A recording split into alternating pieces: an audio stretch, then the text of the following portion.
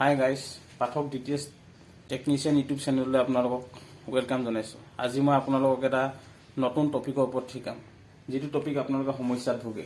এইটো হৈছে Tata sky master restart problem. মানে কেতিয়াবা আপুনি ছেটিংছত গৈ পেলাই মাষ্টাৰ ৰিষ্টাৰ্ট কৰি দিলে এই প্ৰব্লেমটো আহি যায়। এই প্ৰব্লেমটো আপুনি নিজে ছল্ভ কৰিব পাৰিব। এই প্ৰব্লেমটো ছল্ভ কৰিবলৈ হ'লে আপুনি প্ৰথমতে টাটা স্কাই ৰিম'টত সিলেক্ট বুটামটো এবাৰ ক্লিক কৰিব। সিলেক্ট বুটামটো ক্লিক কৰাৰ লগে লগে আপুনি ইয়াত এখন চাৰ্ট দেখা পাব 1080i@50Hz। তাত আপুনি ক্লিক কৰিব। তাত ক্লিক কৰাৰ লগে লগে আপোনাক আকৌ এটা অপশ্যন দেখা পাব যে সিলেক্ট নেক্সট বুটামটো দেখিব। আপুনি সিলেক্টটো মাৰিব। সিলেক্টটো মৰাৰ লগে লগে আপুনি ইয়াত এটা অপশ্যন পাব LMB। চাইডলৈ নিলে আপুনি আৰু তিনিটা অপশ্যন পাব, ছুপাৰ LMB বা ষ্টেচাৰ অপশ্যন পাব। কিন্তু আপুনি সেইবিলাকত নকৰি ডাইৰেক্ট LMB-লৈ গুচি যাব। LMB-ত যোৱাৰ লগে লগে আপুনি সিলেক্ট বুটামটো ক্লিক কৰিব। সিলেক্ট বুটামটো ক্লিক কৰাৰ লগে লগে GSAT-K19 যিটো আছে তাৰ ৰাইট চিন দি দেখা পাইছে, সেইটোত আপুনি সিলেক্ট বুটামটো দিব।